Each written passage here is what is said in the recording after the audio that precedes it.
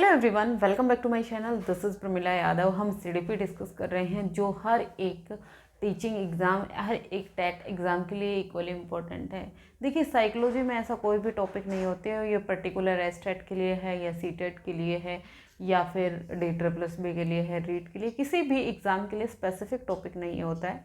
हम सभी topic detail में डिस्कशन कर रहे हैं। अगर आपके सिलेबस में पर्टिकुलर टॉपिक गिवन है तो हर एक एग्ज़ाम के लिए ये वीडियो आपको इम्पॉर्टेंट रहने वाली है, क्योंकि हर एक टॉपिक का हम डिटेल डिस्कशन कर रहे हैं। हम बात कर रहे हैं थ्योरीज ऑफ इंटेलिजेंस, इंटेलिजेंस की सिद्धांत, बुद्धि के सिद्धांत हम डिस्कस कर रहे हैं, जिसमें हमने स्पीयरमैन का 2 फैक्टर थ्योरी डिस्कस किया, जिसमें उन्होंने S फैक्टर और G फैक्टर की बात की थी।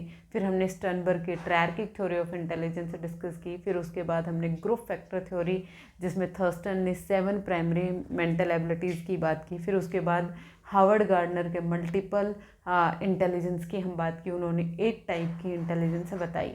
ये सब क्लासेज लास्ट क्लासेस में हम डिस्कस कर चुके हैं। आज हम अगेन एक इम्पोर्टेंट थ्योरी की बात करेंगे, जो है कैटल ने अपनी थ्योरी दी थी, जिसको हम कहेंगे कैटल्स थ्योरी ऑफ इंटेलिजेंस। इनकी जो थ्योरी है वो इनके नाम पे ही है। कैटल का पूरा नाम रेमंड कैटल था। उन्होंने इंटेलिजेंस पर अपनी एक थ्योरी दी। तो अगर आपसे कोई पूछता है कैटल का पूरा नाम, आपको कोई नहीं पूछेगा, वैसे आपको याद रख लेना है रेमंड कैटल है, और इनकी जो थ्योरी है वो इनके नाम पर ही है, कैटल इंटेलिजेंस थ्योरी। इन्होंने अपनी जो इंटेलिजेंस थ्योरी है इसमें 2 टाइप की इंटेलिजेंस की बात की है। कौन कौन सी? एक तो fluid intelligence, fluid intelligence, fluid intelligence, और दूसरी क्रिस्टलाइज्ड इंटेलिजेंस, क्रिस्टलाइज्ड इंटेलिजेंस। तो आपको दूसरी चीज़ ये याद रखनी है कि कैटल ने अपनी थ्योरी में कितनी टाइप की इंटेलिजेंस की बात की थी। तो इन्होंने 2 टाइप की इंटेलिजेंस की बात की थी।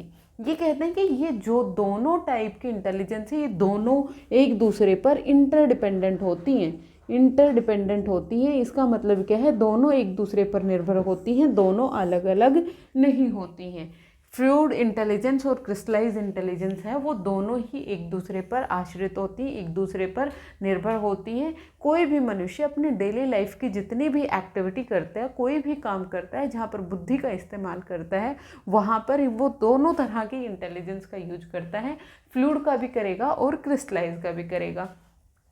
अब फ्लूइड इंटेलिजेंस क्या होती है और क्रिस्टलाइज्ड इंटेलिजेंस क्या होती है, ये हम समझते हैं। फ्लूइड इंटेलिजेंस है, ये इनेट होती है। ये कैसी होती है? इनेट होती है, यानी ये जन्मजात होती है। कैसी होती है? ये जन्मजात होती है, जन्म से ही किसी भी मनुष्य में पाई जाती है। जो चीज़ें मनुष्य में जन्मजात हों, जो बाय बर्थ ही किसी भी मनुष्य में पाई जाए, उन पर किसके कारण होती हैं? वो हेरिडिटी के कारण होती। किसके कारण होती हैं? हेरिडिटी के कारण होती हैं, यानी आनुवांशिकता के कारण होती हैं। आनुवांशिकता के कारण होती हैं। लेकिन जो क्रिस्टलाइज्ड इंटेलिजेंस है, ये जन्मजात नहीं होती। ये कैसी होती? एक्वायर्ड होती है, मतलब ये अर्जित होती है, इसको अर्जित करना पड़ता है, एक्वायर्ड होती है। और जो भी इंटेलिजेंस एक्वायर्ड होती है, यानी जो अर्जित की हुई होती है, तो अर्जित मनुष्य से कहाँ से करेगा? एनवायरनमेंट से करेगा, यानी वातावरण से करेगा। वातावरण से करेगा। वातावरण का मतलब क्या है? जितनी भी उसकी आसपास चीज़ें हैं उनसे वो सीखता है, चाहे वो एक्टिविटी करके सीखे, यानी वो क्रिया करके सीखे, या तो वो एक्टिविटी से सीखेगा, एक्टिविटी से सीखेगा, या फिर वो ऑब्जर्वेशन से सीखेगा, या तो फिर वो ऑब्जर्वेशन से सीखेगा यानी अवलोकन से सीखेगा, या फिर वो नकल करके सीखेगा यानी अनुकरण करके सीखेगा, इमिटेट करके सीखेगा। किससे सीख रहा है? अपने वातावरण से सीख रहा है। जो चीज़ें एक्वायर्ड हैं वो क्रिस्टलाइज्ड में जाएंगी, और जो चीज़ें इनेट हैं, हेरिडिटी से हैं, वो क्या होती हैं? आनुवांशिकता से, जो फ्लूइड इंटेलिजेंस में आएगी। फ्लूइड इंटेलिजेंस में एब्स्ट्रैक्ट थिंकिंग होती है। क्या होती है यहाँ पर? एब्स्ट्रैक्ट थिंकिंग होती है। न्यू आइडियाज़ आते हैं। क्या आते हैं? न्यू आइडियाज़ आते हैं।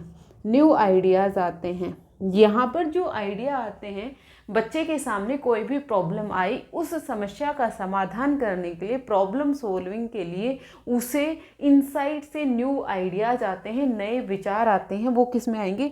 फ्लूइड इंटेलिजेंस में आएंगे। बच्चे के सामने मान लीजिए कोई एक ऐसी समस्या आई जो अब से पहले उसके सामने नहीं आई थी, अचानक से जब नई प्रॉब्लम आएगी तो वो पहले से तो उसका सॉल्यूशन नहीं जानता है, लेकिन वो उसका सॉल्यूशन ढूंढ लेता है। वो सॉल्यूशन जो ढूंढ पाया वो किसके कारण ढूंढ पाया?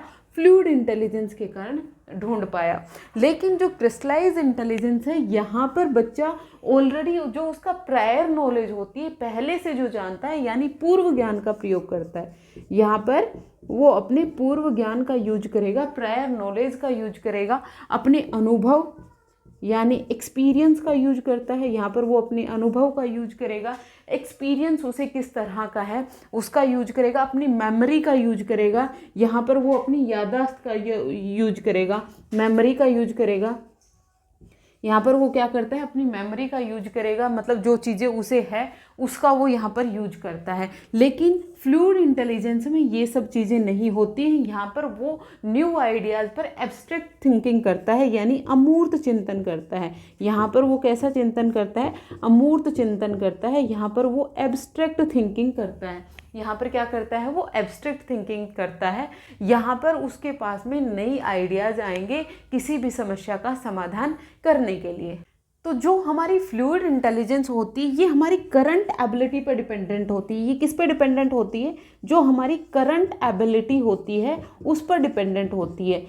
हमारे सामने कोई भी प्रॉब्लम आई, जस्ट उस टाइम हमारी एबिलिटी उस प्रॉब्लम सॉल्यूशन की है या फिर नहीं है, जो हमारी अब की एबिलिटी है उस पर डिपेंडेंट होती है फ्लूइड। और ये प्रायर एबिलिटी पर डिपेंडेंट होती है। ये किस पर डिपेंडेंट होती है? प्रायर एबिलिटी पर। पहले से हम कितना जानते हैं, पहले से हमें कितनी नॉलेज है, पहले से हमें एक्सपीरियंस कितना है, पहले से हमारा ज्ञान कितना है, उस पर डिपेंडेंट होती है। फिर उसके अलावा यहाँ पर मेमोराइजेशन होता है, यहाँ पर रट्टाफिकेशन होता है। कोई भी चीज़ें जो हमारी मेमोरी में है उसको रिकॉल किया, उसको रिट्रीव किया और फिर हमने उस नॉलेज का यूज किया। लेकिन यहाँ पर ऐसा नहीं होता है। फिर उसके बाद जो फ्लूइड इंटेलिजेंस होती है ये एज के साथ साथ डिक्रीज होती है। Decrease with age, decrease with age यानी उम्र के साथ साथ, आयु के साथ साथ कम होती है। जैसे जैसे आयु बढ़ेगी वैसे वैसे ये कम होती है। दोनों टाइप के इंटेलिजेंस हैं, ये एडोलेसेंस तक दोनों बढ़ती हैं। लेकिन एडोलेसेंस के बाद यानी किशोर अवस्था के बाद ये कब से घटना शुरू हो जाती है? जब बच्चा वयस्क हो जाता है। किशोर अवस्था खत्म हुई, वयस्क आया, वयस्क होते ही फ्लूइड इंटेलिजेंस है वो डिक्रीज होना शुरू हो जाती है और ये इंक्रीज होती है, इंक्रीज विद टाइम या फिर इंक्रीज विद एज। जैसे जैसे उम्र बढ़ेगी वैसे वैसे क्रिस्टलाइज इंटेलिजेंस बढ़ती है, क्योंकि जैसे जैसे उम्र बढ़ती है वैसे वैसे एक्सपीरियंस बढ़ता है, अनुभव बढ़ता है, नॉलेज बढ़ती है। हम अपने वातावरण से बहुत सारी चीज़ें सीखते हैं जैसे जैसे हमारी उम्र बढ़ती है। तो ये एज के साथ साथ बढ़ेगी, लेकिन ये एज के साथ साथ घटती है। ये नई चीज़ों को सीखने के लिए ओपन होती है। यहाँ पर नई चीज़ें सीखता है, यहाँ पर न्यू थिंग्स सीखता है। यहाँ पर कोई भी मनुष्य है वो नई चीज़ें सीखता है। यहाँ पर क्या करेगा? नई चीज़ें सीखेगा। लेकिन ये सिर्फ और सिर्फ क्या होता है? सीखी हुई चीज़ों को रिकॉलिंग करना होता है क्रिस्टलाइज इंटेलिजेंस में। तो ये डिफरेंस था फ्लूइड इंटेलिजेंस में और क्रिस्टलाइज इंटेलिजेंस में। क्रिस्टलाइज इंटेलिजेंस और फ्लूइड इंटेलिजेंस दोनों को मिला दें, फ्लूइड को और क्रिस्टलाइज दोनों को मिला दें तो यहाँ पर एक जनरल इंटेलिजेंस निकल के आती है। क्या निकल के आएगी? जनरल इंटेलिजेंस निकल के आएगी, जिसको जी फैक्टर कहा था किसने? अगर आपको याद हो तो स्पीयरमैन ने जी फैक्टर कहा था, यानी आईक्यू कहा था। जब इन दोनों को हम कंबाइंड कर देते हैं तो जनरल इंटेलिजेंस निकल के आती है, या फिर जी फैक्टर निकल के आता है, या फिर आईक्यू निकल के आता है किसी भी मनुष्य का। फ्लूइड इंटेलिजेंस इनेट होती है, जन्मजात होती है। क्रिस्टलाइज्ड है, ये एक्वायर्ड होती है, अर्जित की हुई होती है। फ्लूइड इंटेलिजेंस में न्यू आइडियाज़ आते हैं, न्यू थिंकिंग आती है, नए लॉजिक आते हैं, नई प्रॉब्लम सॉल्विंग स्ट्रेटजी आती हैं। लेकिन यहाँ पर जो चीज़ें सीख ली हैं, जो उसका अनुभव है, जो उसकी नॉलेज है, जो भी चीज़ें उसके मेमोरी में है, उसको वो रिट्रीव करके दोबारा उसी को गेन करता है। ये उम्र के साथ साथ डिक्रीज होगी, किशोर अवस्था तक दोनों बढ़ेंगी।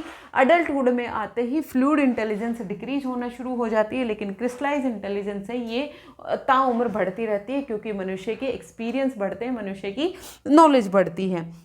ये करंट एबिलिटी पर डिपेंडेंट होती है, लेकिन ये प्रायर एबिलिटी पर डिपेंडेंट होती है।